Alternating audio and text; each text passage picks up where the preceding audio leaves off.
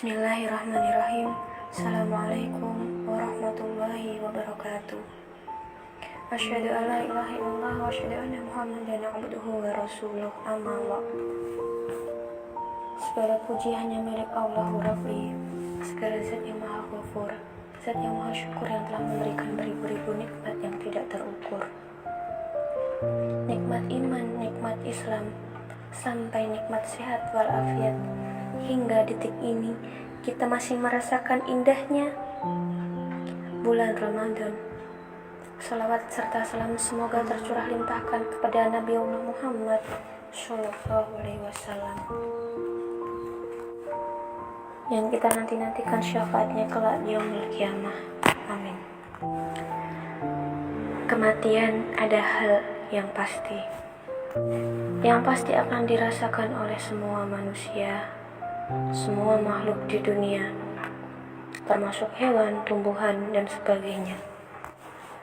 Dalam Al-Quran telah dijelaskan dalam surat Al-Imran ayat 185. Dalam ayat tersebut sudah jelas bila mana kematian pasti akan menghampiri setiap manusia yang hidup di dunia. Mengenai waktunya, tidak ada satupun manusia yang mengetahui kapan ajalnya menjemputnya. Kita tidak pernah tahu kapan Allah menjemput kita, dalam keadaan apa kita. Ingat, kehidupan di dunia ini hanyalah sementara. Mari kita mulai untuk memupuk kebaikan dan amalan untuk bekal di akhirat kelak. Sebab tidak ada yang bisa menolong diri kita selain amalan perbuatan baik. Allah Subhanahu wa Ta'ala telah mempersiapkan surga bagi orang-orang yang selalu berbuat baik. Namun Allah akan memberikan neraka bagi orang-orang yang lalai dalam kehidupan dunia. Dunia hanya sementara. Dunia hanya ujian. Dunia adalah tempat di mana kita menuju akhirat. Jangan pernah terlena dengan keadaan yang ada di dunia yang fana ini. Jangan pernah berpikir hidup di dunia cuma satu kali. Gunakan dengan berleha-leha. Jangan. Gunakan kesempatan ini untuk kita memperbaiki diri, untuk kita mempersiapkan bekal bertemu dengan Allah, bertemu dan berkumpul dengan orang-orang yang kita sayangi di surganya. Siapa yang tidak menginginkan surga? Siapa yang tidak ingin kekal hidup di dalamnya? Maka dari itu, Allah berikan kesempatan kita di dunia ini untuk melakukan hal-hal yang baik dan meninggalkan yang buruk.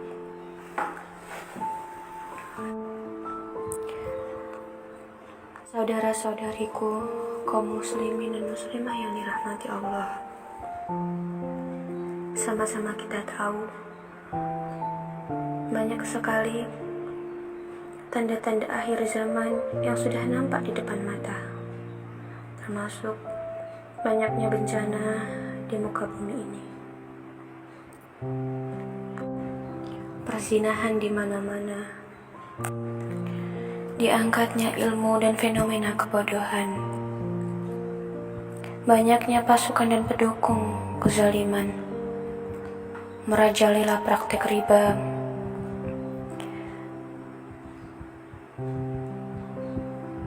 berlomba-lomba meninggikan bangunan, maraknya pembunuhan, pasar semakin berdekatan, fenomena kemusyrikan, dan masih banyak lagi. Jangan biarkan kesempatan ini kita lalui dengan sia-sia. Tinggalkan apa yang Allah larang dan lakukan apa yang Allah perintah. Tinggalkan apa-apa yang bukan menjadi urusan kita.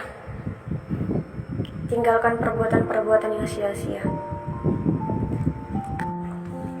Mari di penghujung Ramadan ini kita jadikan ajang untuk memperbaiki diri, ajang untuk mendekatkan diri kepada Allah, sebab kesempatan tak pernah datang dua kali.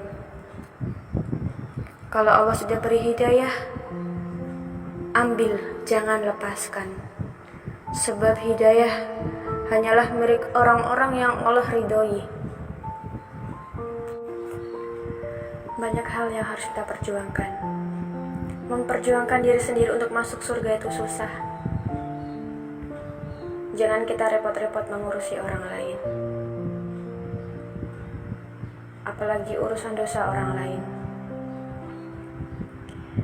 Yang lebih baik adalah ketika kita sama-sama mengingatkan dalam kebaikan. Keburukan orang lain adalah keburukan orang lain, tapi kita wajib untuk mengingatkan, bukan justru menjadikan itu suatu obrolan yang asyik. Di saat kita masih sehat seperti ini, jangan biarkan Allah memberikan sakit baru kita sadar betapa berharganya dekat dengan Allah, betapa berharganya 5 waktu sholat bertemu dengan Allah. Jangan biarkan ujian yang besar menimpa kita baru kita mendekat kepada Allah. Segera kita kembali ke jalan Allah, sebab dunia hanya sementara. Tujuan kita hidup di dunia adalah untuk akhirat. Jangan pernah bandingkan kesalahan kita dengan kesalahan orang lain. Semisal kita melakukan kesalahan, tetapi kesalahan orang lainlah yang kita salahkan. Misal, ketika kita mencuri sesuatu yang bukan hak kita, dan orang lain menegurnya, lantas kita dengan enteng mengatakan, "Loh, nasi itu juga melakukan hal yang sama, padahal dia sudah mengetahui apa hukumnya. Lantas kenapa semua orang menyalahkan saya? Saya ini hanya manusia biasa yang tak tahu apa-apa," ujarnya. Kenapa? Kenapa harus menyalahkan orang lain atas kesalahan kita sendiri? Mulai dari sekarang, berhenti. Berhenti untuk tidak membicarakan keburukan orang lain.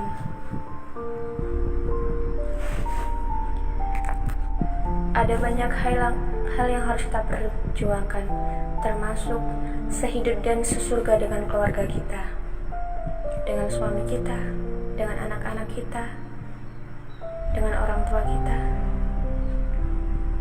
Siapa yang tidak menginginkan sesurga dengan keluarga kita, saudara-saudara kita? Baiklah, cukup sekian apa yang dapat saya sampaikan. Kurang dan lebihnya saya mohon maaf kepada Allah, saya mohon ampun. Saya akhiri, nuhun wal qalami wa ma yasturun. Assalamualaikum warahmatullahi wabarakatuh.